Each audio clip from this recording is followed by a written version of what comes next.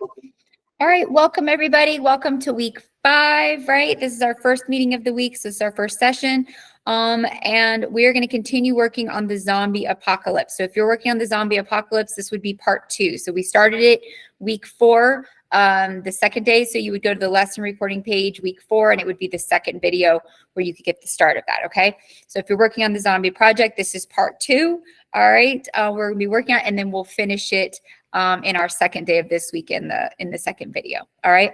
I am asking students, if you have a minute in the announcements, to fill out a survey, just giving some feedback. For me, it's for my evaluation, and it's a good reflection for me of like what's going well, what I should continue, maybe what I can improve upon, because there's always those things. So if you have a minute to fill that out, it is anonymous.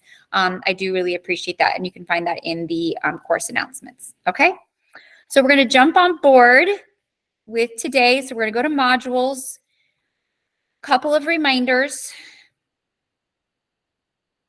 So again, if you've missed any of the project, okay, you would go to week 4 and you would go to the second video. That's where we started the zombie project. And then this week, this is where you'll find part 2 and part 3. We're doing it in 3 parts. So we started week 4 and then part today. And then our second meeting, we will finish it up. But the zombie project is definitely the focus of this week. Last reminder, this project that we did at the very beginning of the semester closes today, which is Tuesday the 30th. Okay, it will not reopen. This is already double the extended time. Okay, so it's already double, it's already double the time. So if you've not turned in the task sheet or the infographic, you need to get that in. All right, those close today. Also, progress reports are going out today. I'm getting those posted today. So you'll see those in Infinite Campus, and I'll send emails probably tomorrow, just giving people heads up. Okay. So last week we went over, we were in module 9, lesson 2. We did the course arc together. We did the Everify the economy. I gave you guys time to do that in class. I gave you the review sheet for the quiz. All those were due yesterday, right? Okay, so we did those last week. And then we started the economy of the zombie apocalypse. This is what we started last Thursday, but it is the focus of this week. If you haven't already, then go ahead and open up the zombie worksheet from your Google Drive. If you weren't with us, then go ahead and open up that worksheet from the 9.2 page, okay? And then again, you would go back and watch that video from week 4 to start it, the first 3, and then just pick up with us today, all right? Once it's open, this is what it looks like. Go ahead and give me a thumbs up. You have your zombie project worksheet open, please, and you're ready to go. All right. Awesome, awesome. Okay. So we did 1, 2, and 3 last week, right? Okay, so we picked the name of your towns. You got to pick. We maybe tried to be a little bit innuendo of like new beginning or the destination or, you know, something creative and stuff, but you had the room to kind of choose that. We went over what would be your economic goals. There's 5 main goals. You have to pick 3. The idea of scarcity and scarcity, right? You can't have everything. So what would be the focus, and then what would be the trade-off? And so we spent some time talking about that and making those lists. And then we ended by looking at a quick video at the 4 types of economic systems, right? Traditional, command, market, and mixed economy. You had to choose and how it would work. So you chose which style and how it would work. That's where we left off, okay? So today for our bell ringer, okay, we are going to do a quick Jamboard, all right? I'm trying to use these more and stuff, so we're going to practice a little bit. And you're going to tell me which one you chose from number 3. So you're basically going to look at number 3, and you're going to tell me which economy style you chose, and you're going to put that on the Jamboard for me, okay? So give me 1 second. Let me put this up. See if I can do it right the first time, right? That's the goal.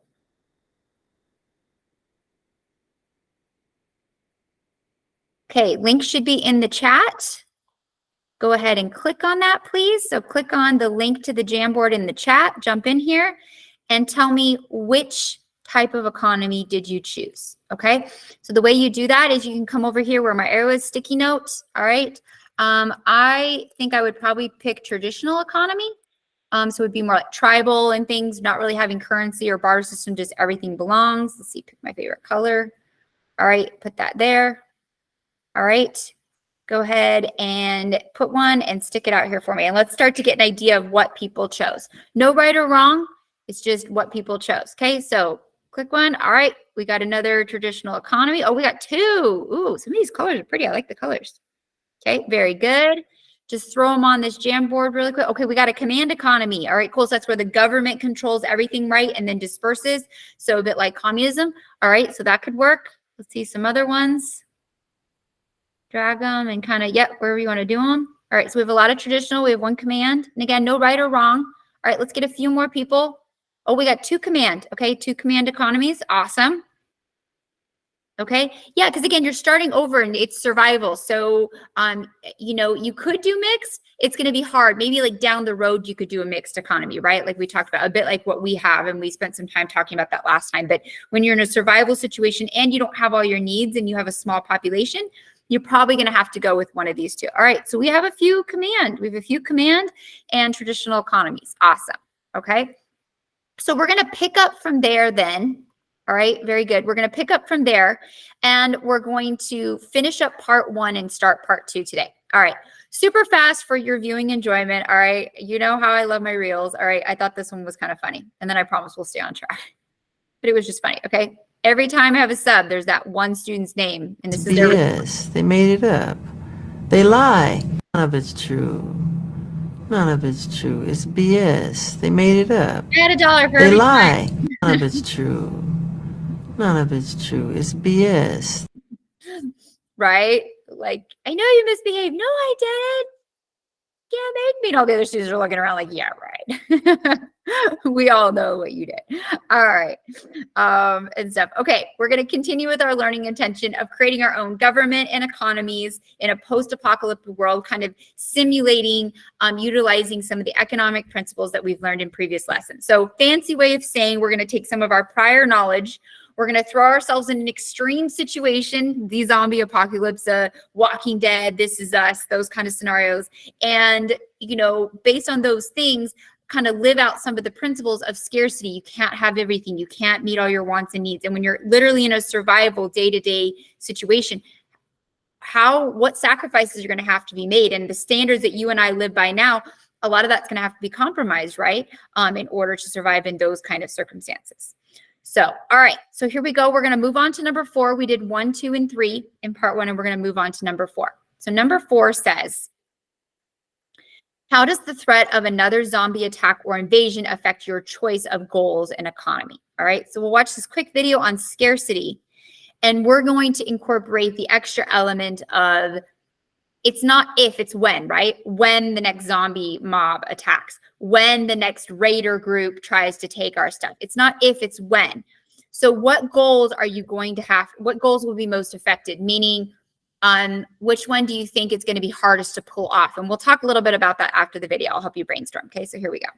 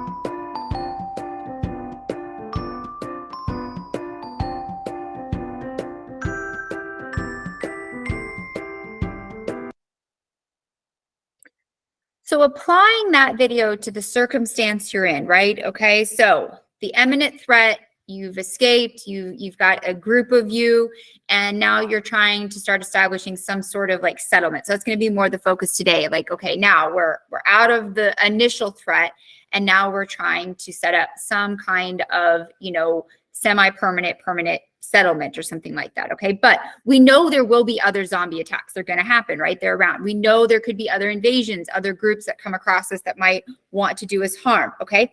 So with that in mind, let's jump over. All right. And then talk through this and give you a minute to answer this. And it is really important you're participating as we go, because I only have enough time to give a couple minutes per each one, and then we have to keep moving. Okay. What goal would be affected? Because there's going to be zombies coming and possibly other groups trying to invade, take, or steal, or kill you all, then what goal is going to be affected the most? Maybe are you going to put a lot of people on security, therefore less food scavenging? Are you going to have people food scavenging and security? So maybe less personnel for building, you know, maybe the building's going to go really slow, trying to build a wall or build structures, or maybe getting power. Like, what's going to go on the back burner? Okay, is basically what I'm saying. What becomes least important? If the threat of invasion is your biggest concern, which it should be, because they're going to come, not if, but when. Other invaders. Not everybody's your friend. They aren't. Watch any of these shows, right? You got to be really careful. So what goal is going to be impacted the most? What are you going to have to neglect? You can't be secure in everything. So by creating security, by scavenging for food, what suffers? Is it building infrastructure? Maybe you don't make gathering food the main priority. Maybe you don't make building the main priority. Maybe you don't make gathering weapons and ammo and things like that. Like what goes to the back burner? So economically, what is affected? So let's say, for example, if I make security my main priority and building a wall, then the goal of having food security probably will be affected. So I'd probably say food security beef. So less people scavenging, less people growing food. So what economically is probably going to be affected is less food to trade and possible shortage of food. For security, the trade-off would be, I don't know if I can feed us all the time. There has to be a trade-off. There is scarcity, and think in your circumstance, it's even more scarce, right? So what insecurity can you live with? Do you see what I mean? And don't just say like, oh, I don't have clean clothes. Like, it's got to be real. Like, is it water? Is it food? Is it security? Is it shelter? Is it, you know, trying to reconnect to technology, medical supplies? Like, what suffers? Because your focus has to be protection, right? I agree with that. Probably like building new structures, maybe immediately getting a wall or some kind of security, but anything beyond that, right, probably becomes secondary. Once we have a wall done, or once we have some kind of fortification way of protecting ourselves, then so I like that. Yeah. So you're like, maybe for a while we're tenting it, you know, we're intense. We're doing what, okay. So yeah. So what is that? Cool. So I'll give you like 2 more minutes to finish this, and then we got to move on to number 5.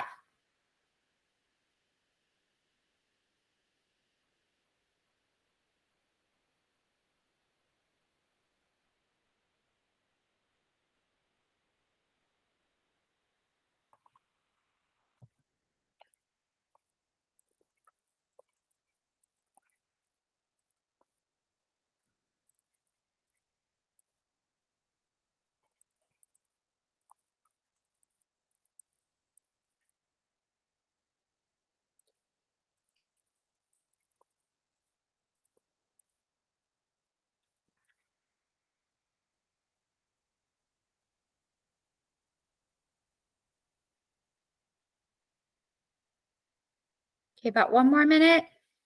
And we're going to keep going.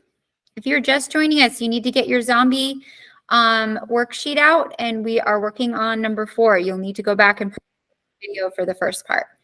Okay. If you weren't with us last week when we started this project, you'll need to go back and watch the week 4 second video. Okay. Because I did just go over all the instructions again, so I'm not going to repeat myself again in the middle of the class. All right. So give me a thumbs up. Did we get something down? Think the imminent threat's always there. So were you able to come up with what am I going to neglect? So economically, what effect is that going to have? What goal is going to have to take a back burner or not be met? You know what I mean? Okay, let's go on to number 5. All right, so we just kind of keep going. Who owns property? So this one actually is pretty easy to answer because you're going to reference back to number 3. Okay, is it going to be individuals, businesses, government, and why? And the way that you know this is if you go back and you look at number 3. So this should pretty much answer itself. Okay, if you chose traditional economy, then it's going to be communal ownership, right? So depending on what economy you chose, that is going to determine how ownership will work, at least at that time. So if you chose traditional economy, then everything will be communally owned. Everything is shared. Nothing belongs to you. Nothing belongs to them. Everything is equally distributed. If you chose command economies like communism, everything is government owned.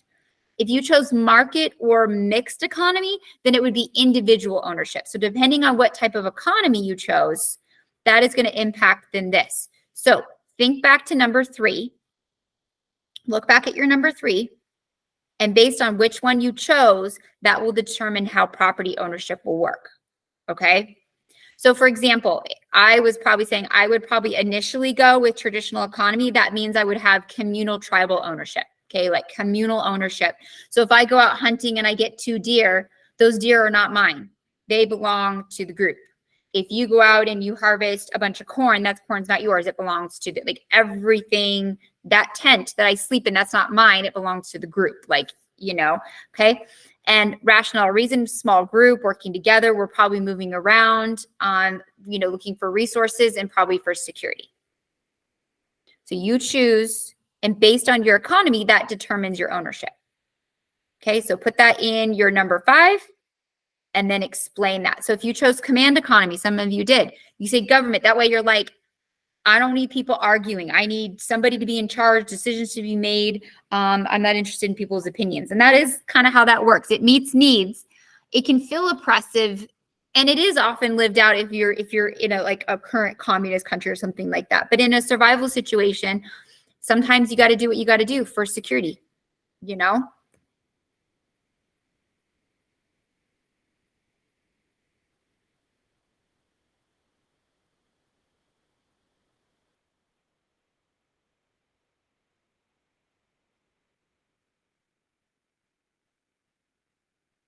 Well, but I think, okay, Lance, I'm trying to understand. Communism is command economy.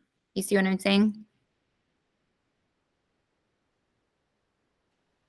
It is government owned. So command economy is communism. And it does create pretty easily this feeling of being kind of controlled, you know?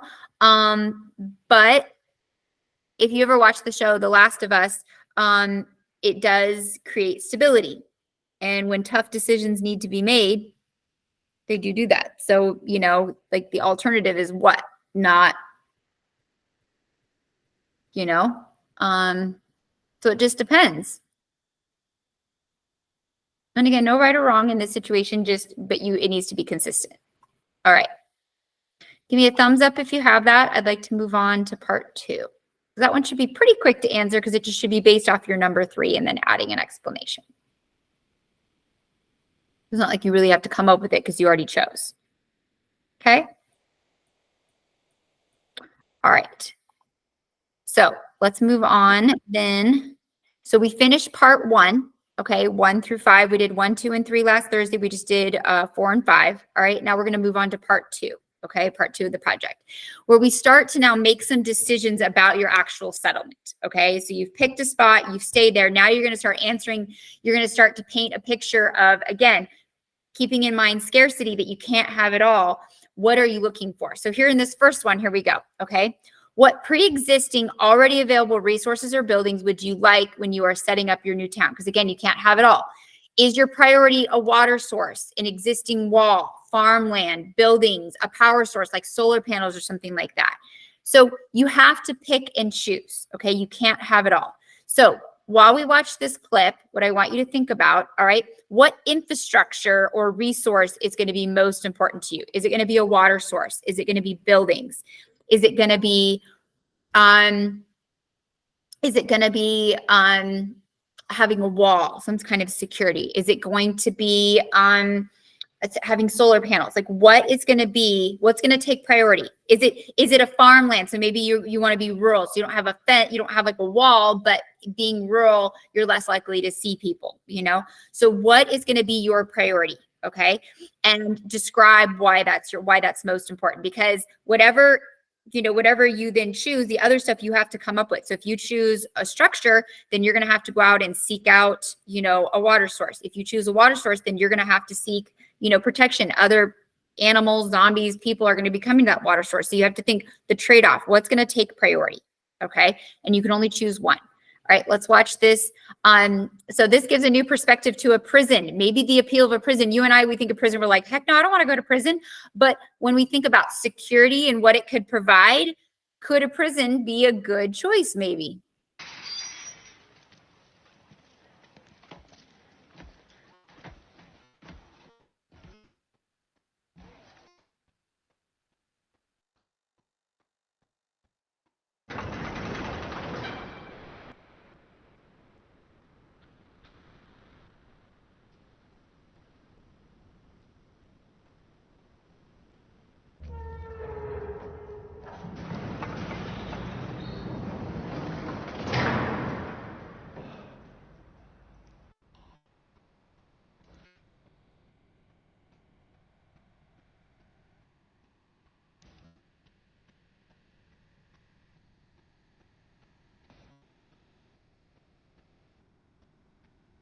Think a prison has a wall, it's locked down, gates, they got a kitchen, so probably food supplies.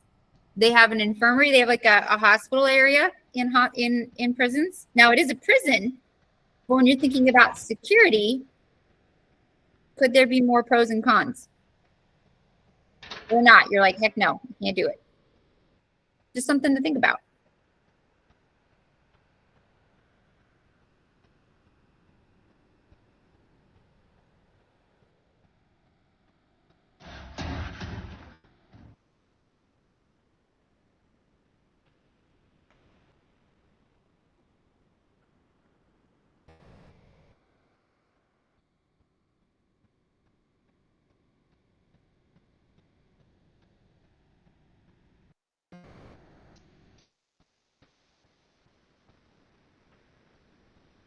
Oh, I'm sorry for the liking in the chat. I did that by accident.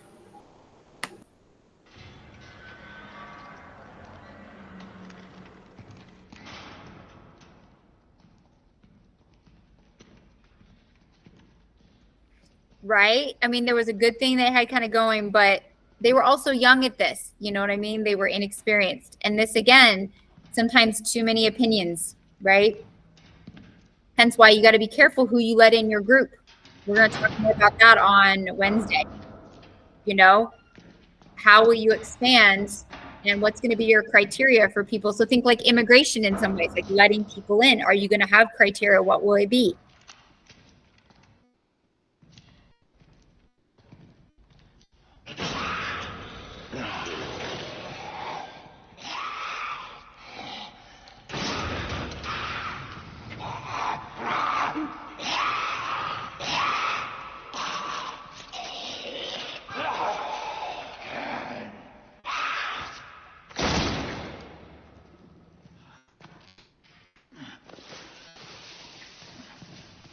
What do you think? Home sweet home. For the time being. It's secure? The cell block is. What about the rest of the prison? In the morning, we'll find a cafeteria and infirmary. Will he sleep in his house? Found keys on some guards. Daryl has a set, too. I ain't sleeping in no cage. I'll take the perch. Come on. Thank you.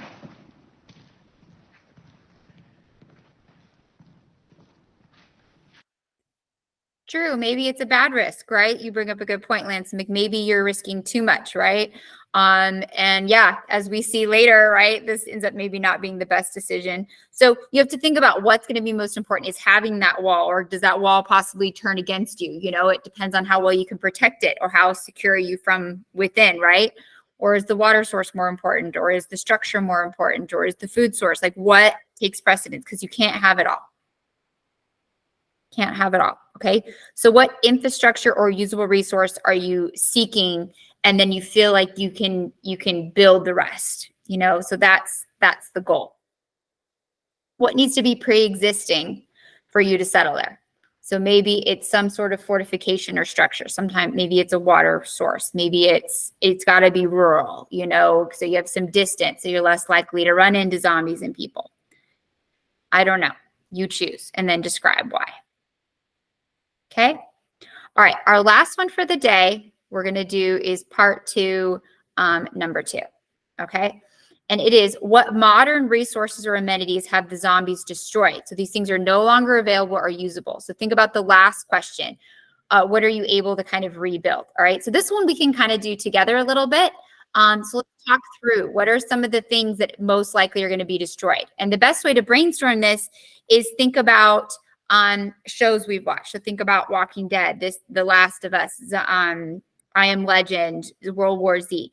So some things that are definitely going to be destroyed, right?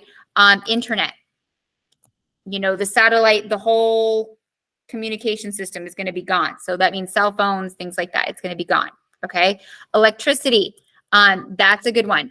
So water, definitely, when you think about like clean water within town. So it's not like just staying in your house, like, you know, because you don't, the filtration plants and stuff aren't going to be working.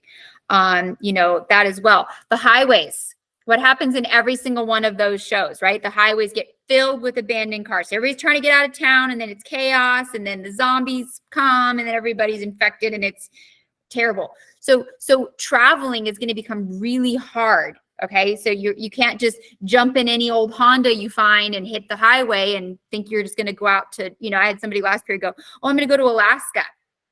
Are you though? Really? Now, I'm not saying you don't want to go to Alaska, but like, you know what I mean? Think about just the road systems aren't going to be very usable, right? Because they get congested. Every single show you see that, right? So how do you compensate or cope? So pick 3 things that are destroyed and then how you compensate. So for example, electricity. What do you see a lot of off-grid people use to have power? And we see it actually in a lot of our houses here in Vegas. So like, let's say you put one of them as electricity. What could you do to cope? Use. He's got to find somebody that knows how to. Wind. Solar is the one I was looking for, right? Solar. Solar is a big one. Maybe wind. That could be a little harder to set up, but yeah, solar is very common, and you see a lot of people already. If you ever watch those Alaska shows and stuff that live off grid, they use solar power. Okay. So electricity can be ruined. So think about the internet and cell phones. So internet, cell phones. Let's say that was destroyed. So it's the second one. How could we compensate? Walkie-talkie radios. AM. So when they talk about getting rid of AM radio, you don't want that. The AM radio works even if the network goes down. It is a really good emergency system to have, right? So think you could have an AM radio system or walkie-talkie system. It'd be short distances, but it's something, right? Think about a highway system. Okay, so the highways are down. So what would you need to get around? What kind of vehicles are you going after? You definitely don't want electric. You're going to need gas powered. This is when electric vehicles are not going to be a good idea. What kind of vehicles? If you can't use the freeways, or the freeways aren't, what kind of vehicles? Horses, maybe. Horses can be cool, but you have to feed them and things like that. Maybe a bike, a side-by-side, a truck. Yes, you have to come up with gas. So any kind of, you eat it out. Oh my gosh. You're not wrong. But some of us are like, I love horses. I grew up with horses. That's why I'm laughing. I can't imagine. But you're not wrong. You're not wrong. I'm not, you know what? Survival here. And if I'm hungry, right, we got to do it. Okay. Horses could be good. You do have to be able to feed and water them, right? A side-by-side, an off-roading vehicle could be good. But again, you got to be able to find fuel. Okay. So either one, it's going to take scavenging and stuff like that. Gas could be hard to come by, but again, depends where you're located. If you got to the gas station, you're able to pump and store extra, you know, it just depends, right? You siphon off of other vehicles. Okay. Think of these shows. But gas expires. It expires though. It does, but that's a while down the road, right? It's not gonna be bad for a while. I think I would rather have an electric vehicle. Maybe eventually, but then that means you have to set up a power grid, right? Not necessarily. Just like there's like it depends. It depends. You Like, have to you have could a power power like the grid car with like a plugging water in. wheel. Okay, you but use that a water wheel with the power. But that means you have to build that. I think what you're missing here is that it's all, so you have to be able to build that, where gasoline is already available. I'm not saying it's a long-term solution. I'm saying, how do you immediately get around that? Eventually you could do electric vehicles, but you have to set up then a reliable power source. And a water wheel, like maybe, but is that going to generate enough watts? Like think this, I don't think it's quite as simple as you're thinking. It could happen, but you're going to need quite a lot of wattage coming from that to charge something. So that's going to take probably a little time and innovation to set up. You have to have a water, it could take a little time. So explain it, and stuff like that. So initially, scavenging is going to be the way you survive. And then once you settle, right, then you have the time to set up those more long-term renewable energy sources, which you're right, gasoline is not going to be a source forever. But to start with, especially not being able to use the road systems, it's something you got to think short-term and then long-term. And there's definitely kind of two levels to that plan. This is short-term. This is like initially, what do we do? Initially, what do we do? All right. So hopefully you were able to get down 3 things, and then what could you replace them with? All right. And yes, you can put the horse in there if you want. Maybe leave out the eating part, but you could do that. All right. So for today, we're going to wrap things up. We finished part 1. Okay. We did 4 and 5. We started part 2. We did 1 and 2. So you should be done with part 1. We started it last week. If you missed that, go back and do the lesson recording page. And then we worked on it today. We started part 2. So then when we meet in our next class, which for period 5, that'll be tomorrow. Okay. We're going to continue to look at what resources are most important and are needed then for rebuilding. Okay. We're also going to get in a little bit more now to government. Okay. Tomorrow, part 3, we're going to get in a little bit more to government. How do we set up social order? How do we decide who we're letting in, who's not coming in? And some of those tough decisions that it's easy in our society that we have the luxury of saying, we want everyone to come in, everyone is welcome. But in a rebuilding situation, is that practical? With scarcity and limited resources, what sort of criteria do you have to set up? And tough decisions have to be made. Okay. All right. I hope you have a wonderful day. Remember that Module 8 project does close today. So if you haven't gotten that in, get that in today. All right. If you have time, please get that evaluation filled out. I appreciate that. Otherwise, I will see you on feel like we're back at medieval times a bit. It is a bit like that. It is a bit like that. Okay. Have a wonderful day. I'll see you on Wednesday and we'll keep working on this. All right. Thank you. Lots of interesting ideas. Okay. And again, it goes to show we wouldn't all have the same ideas. So it could get complicated, right? How do you decide what you're going to focus on? What's the solution? Everybody's got a different theory, a different idea. And it wouldn't be easy. There's going to be fights, just like you see in these shows. There's going to be disagreements. All right. Have a wonderful day. Thank you.